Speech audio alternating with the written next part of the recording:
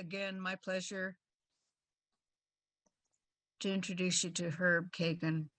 He's a friend that I've gotten to know pretty well, and I'm thrilled to have him back to continue to talk to us about step 4. And the scary part is he's talking about our resentments, but it's not scary. When he talks about it, it helps me be comfortable in dealing with my resentments that I didn't know I had. So I'm going to turn it over to Herb, and I can't wait to hear what you have to tell me today. Thanks, Thank everybody. you. Thanks, Susie, Patrick, and all of the people that support this effort. It's a wonderful, wonderful concept and activity. Just to clarify, I'm Herb. I'm an alcoholic. My sobriety date is February 21st, 1984. It's a story for a different day.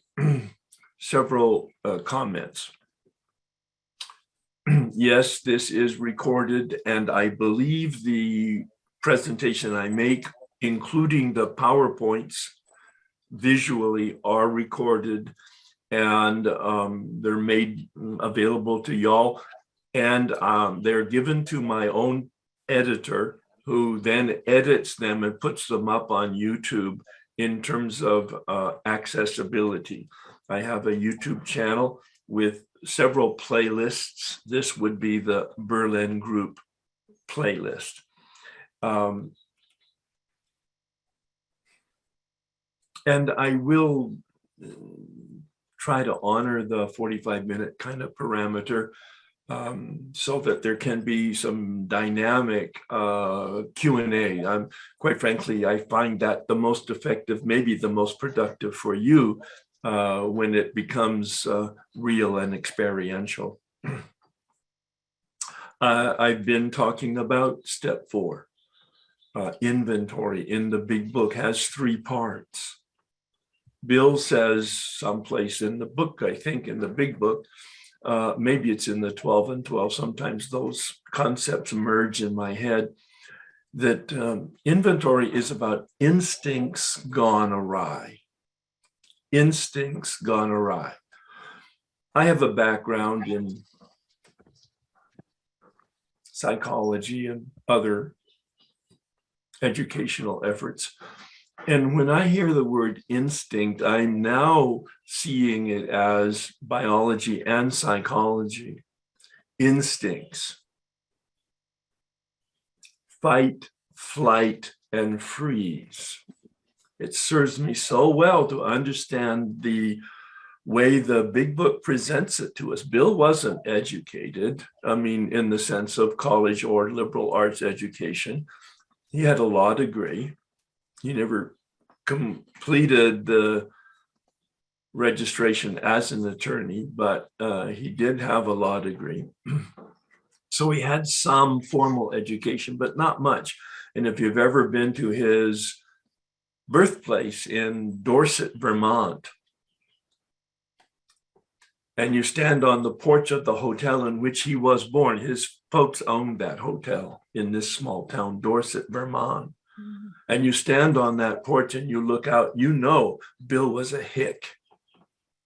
I mean, he was like from the country and lived in a very small village. And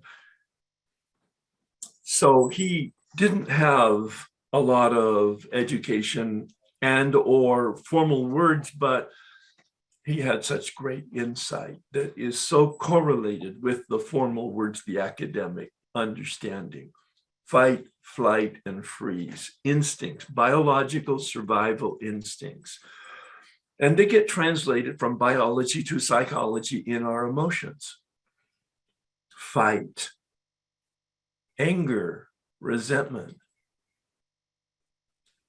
Resentment coming from the Latin word sentire, to feel it, R-E at the beginning, resentment. To feel it again and again and again. And I deal regularly in my workshops with people who, even with long-term sobriety, still have resentments toward their mother and father, and they've held them for 20, 30, 40, 50 years. because they didn't know that they didn't know, and especially they didn't know how to deal with them, and they couldn't really interpret the big book, and which was my experience. I have an extensive academic background, which is wonderful and a good foundation, but it didn't allow me to read the big book and understand it on my own. I had to have a guide that read it with me, that gave me suggestions on how to read it, what to highlight, what questions to ask, and then discussed it precisely in detail. And he took me into the step 4 inventory at 4 years of sobriety. For the very first time, I was able to unpack the big book. This step guide was my Rosetta Stone.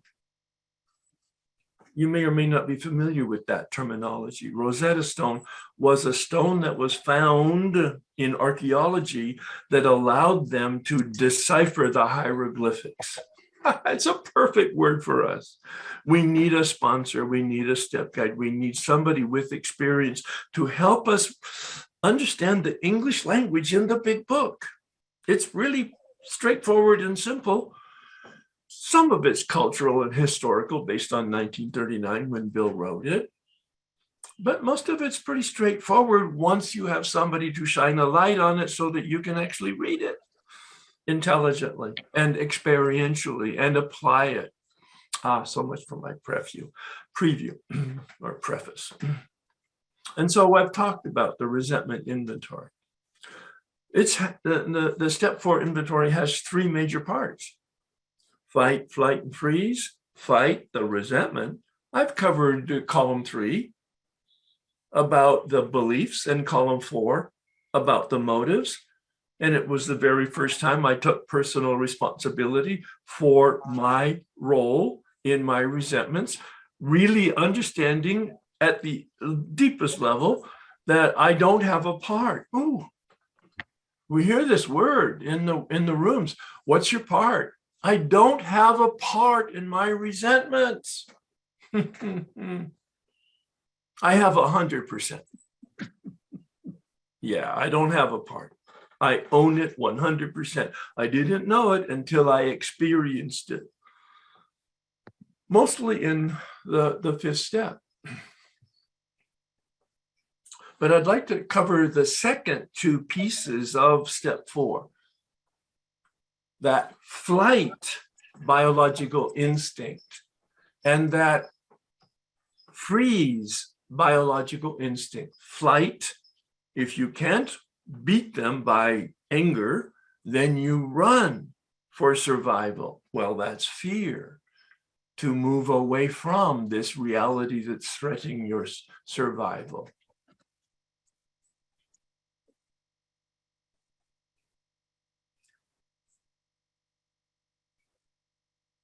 And the freeze, that dishonesty, freeze, camouflage, hiding. If I'm in a green forest, turn green. If I'm in a blue and yellow environment, turn blue and yellow. That way the predators can't find us. Well, I came to that after I did my sex inventory. And I was able to see that most of the motives underneath my behavior were hiding the truth. I was dishonest. I didn't know that until I did the inventory and answered those questions. But let's take it a piece at a time.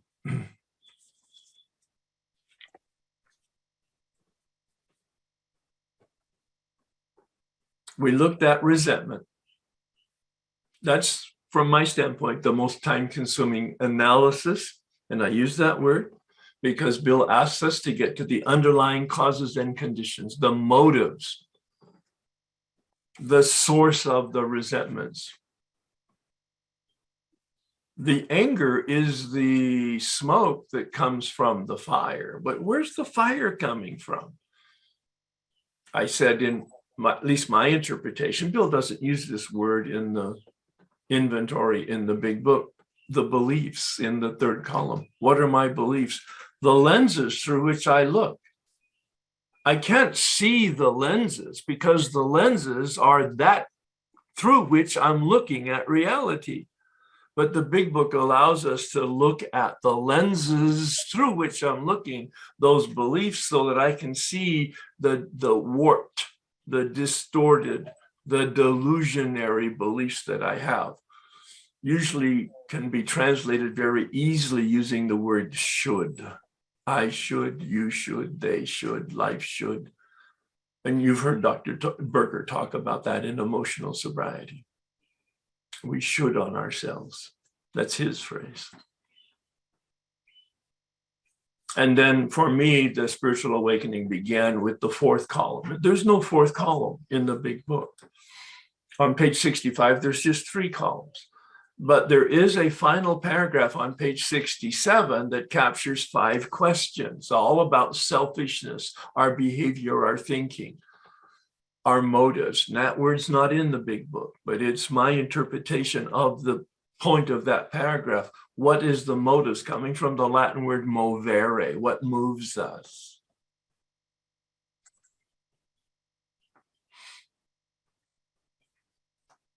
And the big book's 5 questions are all about selfishness and self-centeredness, which Bill gave us a brilliant psychological description, pages 60 to 62 of Unmanageability, and captured the behavioral description of that on page 52, those bedevilments.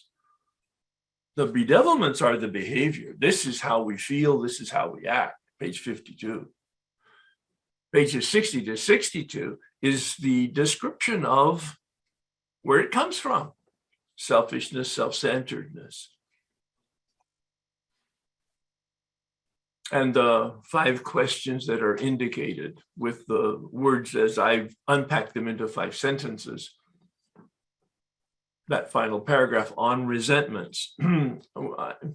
My step guide suggested that be a 4th column. That terminology is not in the big book, but that's the terminology I was given in going through it. And then we got to the fear inventory. That flight. And it's so simple, I don't even have a worksheet for it. I have very complicated, at first glance, worksheets on column 3, column 4. You can go to my website to see that.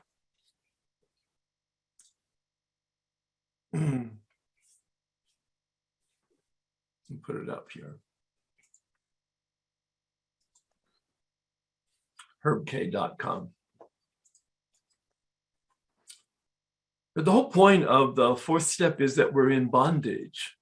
Now, some of us are in bondage of our addiction, and it may be alcohol or drugs, or it may be a process addiction. And even though you're abstinent from alcohol, drugs, and maybe even food as substance addictions, you may have other addictions that are process addictions. Work, for instance, can be an addiction.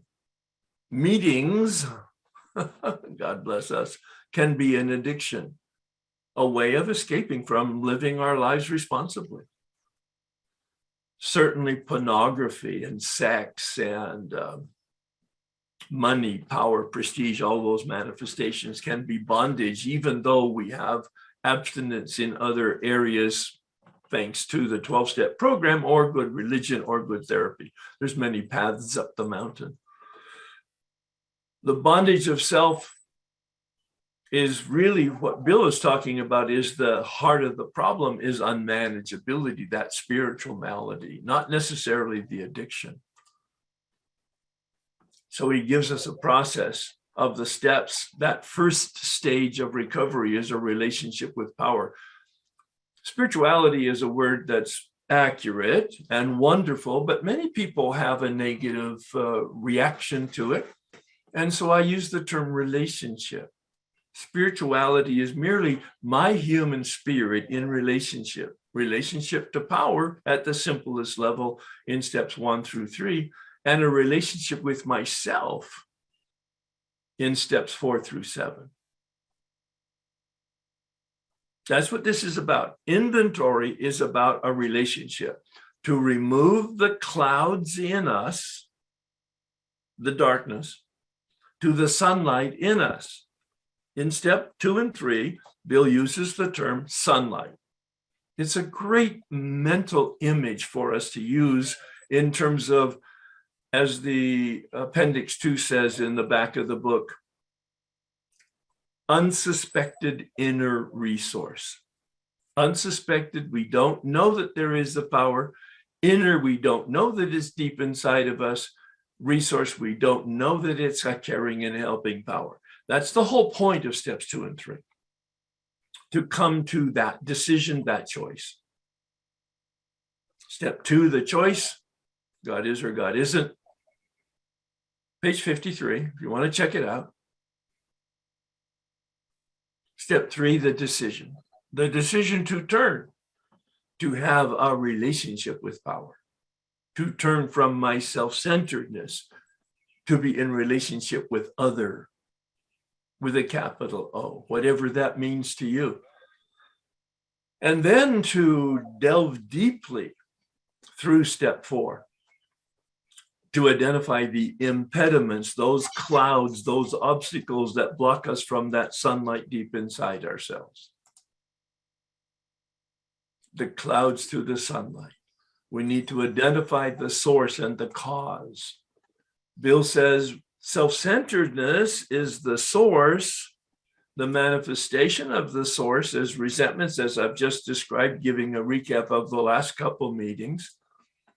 Today, we'll talk about fears, that running, that fleeting, fight, flight, and then sex.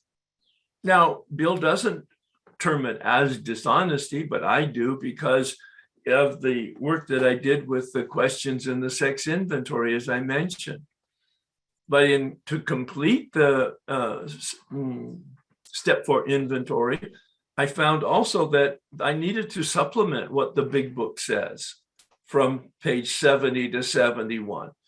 It talks about basically looking at our grosser handicaps. Please hear the word. I wish he'd used it earlier. Page 71, grosser handicaps. Meaning, for you perfectionists out there, we're not looking to strain the gnats and mosquitoes out of our life. No. Oh, later on, maybe as we become more developed. But right now we're looking for the white sharks, the whales, the 300-pound tunas, the big stuff, especially if you've never done an inventory before. And in the fear inventory, I'm going to go back for just a minute. In all caps there in that final column, I have secrets. That was a huge area of emphasis by the man who took me through the work for the first time out of the, when I say the work, I mean looking at the big book as a textbook and finding the precise directions and following and applying those directions to my personal life. Right from the beginning, he talked about secrets because it had been his experience of being 16 years sober, relapsing, out for 5 years, and having a difficult time to get back. Finally found a man who understood the book and had an experience with working the steps himself and a spiritual awakening. And that man took him through the steps. And 8 years later, this now recovered man, recovered from his relapse, took me through the steps. And he said, he thinks, he doesn't know for sure, but he thinks that his relapse after 16 years had come from holding a secret in his first year when he did his inventory and his 4th step, 5th step, keeping a secret that he didn't feel was anybody's business. Some shame-based, guilt-based behavior from his teenage years that he just felt was not relevant at this point in his first year of sobriety. He kept it for 16 years and he drank. He said, I don't know the truth of it, but I know that I kept a secret in that I drank again. And the big book, pages 72 to 75, and talking about the 5th step, says if you don't do this and you tell someone all your life story, you will drink again. Not quite the same wording in terms of the use of the word secret, but certainly implies that. Shine the light into the darkness. Not using those words in the big book, but certainly words that represent the same phenomena, shining the light into the darkness. So what about the fear inventory? I mean, it says make a list of your fears. And it's kind of like just doing a radar sweep of your life. We know on the top of our heart, in the top of our gut, in the top of our memory and our mind, what our fears are. And they pop out, maybe 2, maybe 20. It doesn't make any difference. Make a list of your fears. You might want to, like I recommended with the resentment inventory, do kind of a radar sweep of your life in segments, maybe early childhood, maybe high school, maybe each year thereafter. Just a radar sweep. Is there any major fear that you have right now? It's not about a memory of a fear. It's not about a quantity, a long list of fears. Please, for you type A personalities, this is not about building a big list and having a big quantity. No. Or a dramatic sense of no. This is about literally, really, is there fear right now? Fear that's impeding the quality of your life right now. Not necessarily connected to alcohol or drugs or any other addiction, but fear of life itself in some fashion that's preventing you from having a quality of life by your standards. Make a list of that. Just name it. This insight really helped me. It might help you. All of the even steps are naming steps. All of the odd steps are decision and action steps. My sense is, from understanding who we are as human beings, is that we're human because we have a mind that thinks and names things, and we have a free will that makes decisions and take actions. I can unpack that at length at some point, and I will probably when we get to 10, 11, and 12. But it's an interesting observation that helps me understand the dynamic, the organic nature of the step process. Even steps for naming, odd steps for decision and action. Make a list. Ask, why do I have it? Now, I found the question very helpful, why do I have it? And this man asked me to ask that question like the big book says and put down the answer. But then he said, what fear comes up when you put that answer down? And continue to ask the question, what fear comes up when you answer that question? What fear comes up when you answer that question? I have a fear of losing my job because I won't be able to pay my rent, because I'll be out on the street, because I will suffer and lose my friends. I will have such tension, I will drink again. I will drink again and I will suffer some more, and I will be lonely and ostracized, and eventually I'll die. No, that's the unpacking. Do I have a fear of death? Well, maybe. What's on the other side of that? Well, I don't know. And I came to a realization, and I don't care. No, because it's unknowable. So I just need to deal with life and reality as it is. So that's the bottom line. My bottom line was a fear of suffering. I don't want to suffer. Not many people like suffering. But come to your bottom line, or come to a place where it's redundant, you're going in circles, or come to a place where you can't go any further, then go to the next fear and unpack it. Bill suggests the reason why we have it: self-reliance, a lack of trust. So it's really straightforward. If you go to my worksheets in my Way of Life document, which is the document that supports my workshop work, weekly workshops for a year, unpacking the steps. It's a 68-page document on my website. Most people find it really helpful because it captures some of this information. in picture form.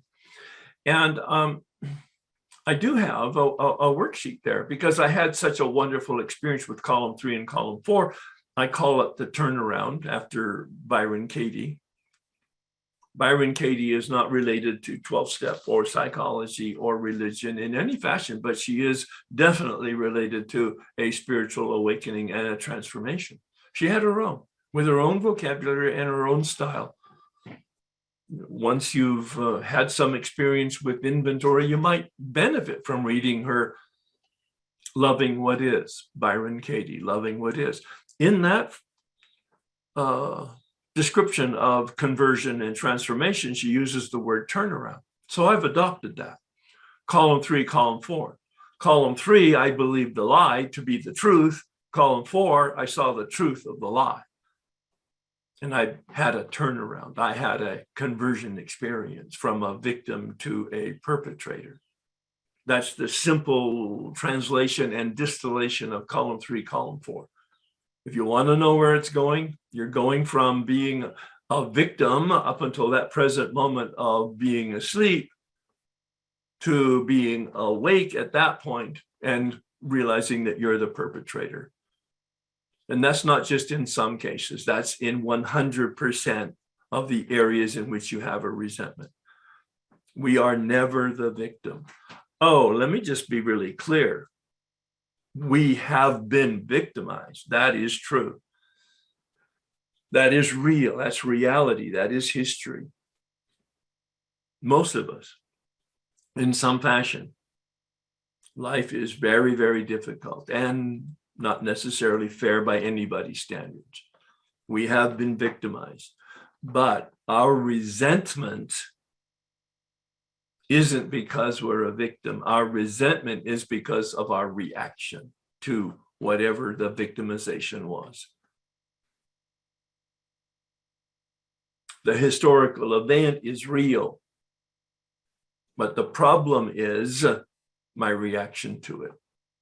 And so I've used that term here in the fear inventory. Oh, I see my fears, but so now what do I do about it? The big book doesn't take us as far as I'm taking you because I have a background in human development and I have this experience with column 3, column 4. So I take a look at why the fear I have and why I have it. And I look at the behavior that goes with that. And then I look at the virtue that's opposite the fear, the strength. Virtue comes from the Latin virtus, meaning strength. The positive energy in me that will allow me to be a decent human being. And what behavior goes with that? And even though that doesn't change anything in me, it gives me a path and a vision and an ideal to allow me to be drawn toward it, like a magnet drawing me toward being a decent human being. Now, Bill didn't use all those words. He said, trust God, because self-reliance is our problem. And maybe that's good enough for you. I needed to be more specific than that. But I was able to see that I was filled with fear. The fear of looking bad, the fear of public humiliation, the fear of making a mistake, and then the fear of being exposed as making a mistake. Oh my God, it was so embarrassing to see the truth. But it explained all the misery and the tension and some parts of the drinking that had been used to reduce that tension and eliminate that misery, to make me feel whole. Alcohol makes me feel whole for about 12 minutes. And tongue in cheek, of course. But it always is, especially if we're addicts, boomerangs on us. Underneath the resentment inventory on pages 66 and 67, Bill says we're powerless over our resentment. In fact, he says on page 66, we're as powerless over our resentment as we are over our addiction.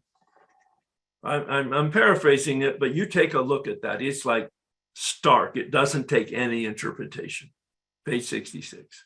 We're as powerless over our resentment as we are over our addiction, having no power at all. So he takes us to prayer. Oh, he asks us to analyze it, to name it, to analyze it, to unpack it. Column 3, column 4, he's got lots of questions, lots of analysis, lots of words. And then in the final, you can think about it, you can name it, you can analyze it, you can talk about it. You just may not be able to get rid of that deep, deep, deep resentment that's in your soul and in your cell. And so we pray for the intervention of the divine surgeon, for the spiritual intervention where the divine surgeon brings the scalpel and excises the cancer so that it is removed and doesn't metastasize and choke out our spiritual life. Those are the images I use. And I'm saying that in this way so clearly because in each of the next sections, Bill suggests the same thing, but not as elaborately. In resentment, he gives us almost 2 pages, 66 and 67, as a spiritual intervention description. But in fear, he says, pray for its removal. Really simple. He gets right to the point, laser focus. Pray for its removal. He has a great line in there on page 66. He says, we are in the world to play the role God has assigned. This man said to me, highlight that, put a big question in the margin of your book, a big question, and turn that statement into a question. What is your role, your destiny in this world? What is your invitation as a human being? Your special and unique ability to contribute to the community around you. He says, and hold that question. Ask it on a daily basis in the spirit of the set-aside attitude and the set-aside prayer. Ask it, but don't answer it. Allow the asked question in the milieu of the set-aside attitude and the set-aside prayer to percolate and to deliver you to an experience of an answer by the time you finish the 9th step. And I did that. And I got that. A direction and a clarity, not because it was that clear on paper, but it was that clear in the way my life manifested over the next several years and decades, actually, as I look back on it periodically. This process is so powerful. Number one, in its healing power. The removal of resentments, every one of them was removed. And the large gross ones they never came back.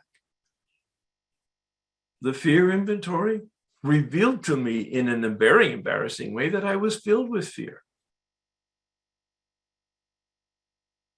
But I was able to deal effectively with them with that fear inventory, completing it with the 5th step and steps 6 and 7, which I'll talk about next time, 2 weeks from now. What about the sex inventory? Well, if you've had any exposure to the big book and the sex inventory, you will see that it's not about sex. I mean, pages 68 through 70 talks about how to approach our sex life. And there's not one question in there about genital sex. Nothing about position, nothing about gender, nothing about frequency. What kind of a sex inventory is that? Well, we're looking at the motives. We're looking at the impact on other people. Make a list. This is about genital sex. This is not about fantasy. This is not about thoughts. This is not about feelings. From my standpoint, I know that there have recently developed some 12-step programs that actually address sex as an addiction. And they have some more sophisticated approaches that do deal with memory and feelings and fantasy. But it's not my experience, so I don't comment on that. Make a list. Go back to your earliest times when you first became aware of your own sexuality, or not aware of it, but at least engaged in it. Masturbation, playing doctor, and come all the way up through pornography and all of the rest of the behavior that goes with our genital pleasure. The Big Book is very clear. We are not the arbiter of anyone's sex conduct.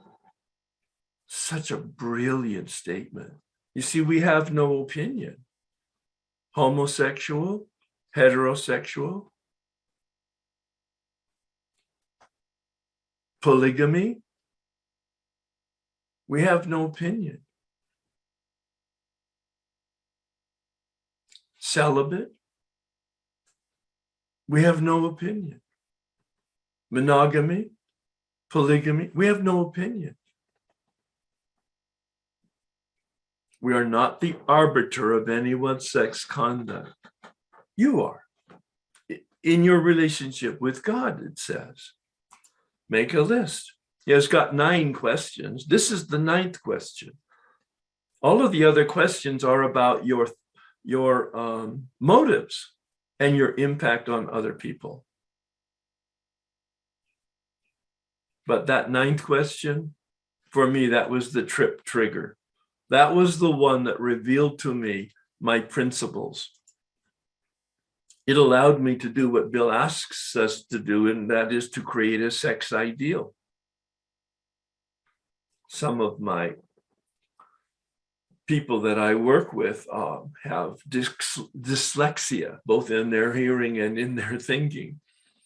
And one young man came back with a wonderful description of ideal sex. I let him finish because it was interesting, but then I corrected him that it's not about ideal sex, it's about the sex ideal. The sex ideal is the principles that I will use to guide me going forward. But it also broadened my mind about it. It would be wonderful to have a vision statement about an ideal relationship, an ideal woman, an ideal man, an ideal marriage. It's very productive for us to even have a statement about ideal sex. Why not? What is it that my heart desires? What is it that fulfills me and brings me contentment? I think that's but that's not what's in the Big Book. It's about the sex ideal, meaning I identified principles that I had not used. And I also identified principles that I didn't have that I would want to have if I were going to be a decent human being. What should I have done instead? Not about beating ourselves up, not about negativity, not about judging ourselves. That's not the point of this at all. The point is to uncover the obstacles to the sunlight of the Spirit, to identify the areas that are creating the darkness, to identify the areas that are broken that needed to be repaired by either removing them or mending them in some healing way. It's all very positive. How can I be a better person? Not how can I be punished by myself or other people for the sins of the past. That's really absolutely not helpful at all. So I tell people, if you're 40 years old and you're looking at your 20-year-old behavior, don't do the regret, guilt and shame thing about the behavior at 20. Oh, you'll do some work in step 8 and 9 about healing and making amends and changing your life. That's fine. But right now, take a look at it. If what happened to me, that event, those circumstances, that opportunity at age 20 were in my life today at age 40 or age 50 or age 60, how would I want to behave given the knowledge I have of the path of freedom and the spiritual life and or the emotional sobriety life, or whatever healthy, positive attitude I've adopted right now in my consciousness, how would I want to behave today? Oh, let's see. I would want to be honest. I would want to consider their feelings. I would want to be kind. There's so many like attributes and virtues and principles that I would want to operate today, in contrast to the Neanderthal self of age 20 or even age 30, or certainly while we're ensconced in our addiction, where we're completely clueless in Neanderthals. At least I was. The whole point of question number 9, what should I have done instead, is not about regretting the past and or trying to fix the past. It's trying to live in the present moment differently than we did in the past, and creating a sex ideal. I'm a heterosexual man who's in a committed relationship based on fidelity. I want to honor all of that, as well as being a loving husband that provides a supporting environment, emotionally supportive, spiritually supportive, financially supportive, an environment in which my wife can grow in her own human experience of contentment and serenity. Well, I was doing this at age 48 for the very first time, married 20 years, 22 years. I had never lived that way, but I began to live that way. It obviously brought healing into our relationship. More about that when we come to steps 8 and 9, because you can't get here from there, and yet here I am. We were married 52 years when she died 4 years ago. But we had a loving and healed relationship, tenderness, kindness, and consideration, because of the work here at 4 years of sobriety. I mentioned that I created an additional piece of work to bring step 4 to conclusion, just based on my knowledge and my experience of doing the work 3 different times myself, and also having other people bring their 4th and 5th steps to me. So I learned that it's really important to disclose anything that is uncomfortable, anything that we're hiding. I think Bill suggests in the 5th step, we tell someone all, and the all is in italics, all of our life story. I think that's what he's talking about. At the end of the 5th step, he essentially says, in a paraphrased way, we shine the light into the darkness, we turn over the rocks. He doesn't use all those words, but he's implying that. Today, we know lots more about guilt and shame. Those words aren't even in the big book in any formal sense. Guilt is the negative feeling in me about my behavior. Unhealthy guilt. Unhealthy shame is the negative feeling in me about my very being. Guilt about behavior, shame about my very being. And I was a shame-based person, and I didn't know that was the source of my discomfort, hiding because I didn't feel of value. I had such low self-esteem. I didn't have esteem. And secrets. Any area that